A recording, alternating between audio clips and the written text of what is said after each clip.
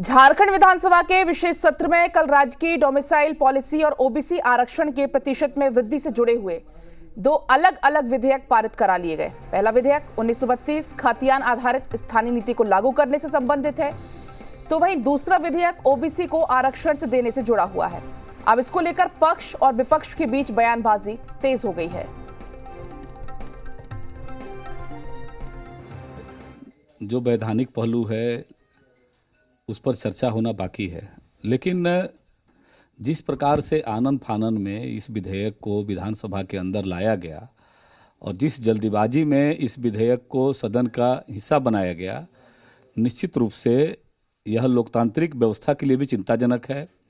और बिना किसी पूर्व तैयारी का, बिना किसी जो उसके जो पहलू है, बिना जो माननीय झारखंड उच्च न्यायालय के द्वारा पूर्व में जो इस प्रकार के निर्णय हुए थे ये सब घर से ही हैंडीक्राफ्ट का बिजनेस करके हर महीने लाखों कमाते हैं।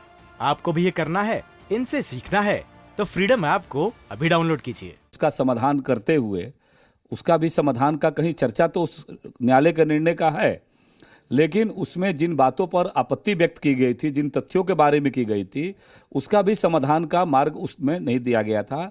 तो ऐसा साफ प्रतीत होता है कि राज्य सरकार ने जल्दीबाजी में इस प्रकार का विधेयक लाने का काम किया है। यहाँ के आदिवासी मूलवासियों का बहुत लंबे समय से, मैंने पहले ही कहा, ये लड़ाई हम लोगों ने लड़ा है। हाउस में, सदन में स्थानीयता और खतियान का बात बोलने सिखाया है। ये रिकॉर्ड है, पुस्तक निकाल के, कोई झूठी बात नहीं है। कई एक लोग शहीद भी हुए हैं। सरकार बिल पास करा दी है। यहाँ से 9वीं अनुसूची में की बात है। अब है कि सरकार के पास कराई, सरकार की जिम्मेवारी भी बनती है। अब हमारे विपक्ष के लोगों का भी, इनके जो एमपी हैं, लोग हैं, वहाँ सदन में इसको कराए।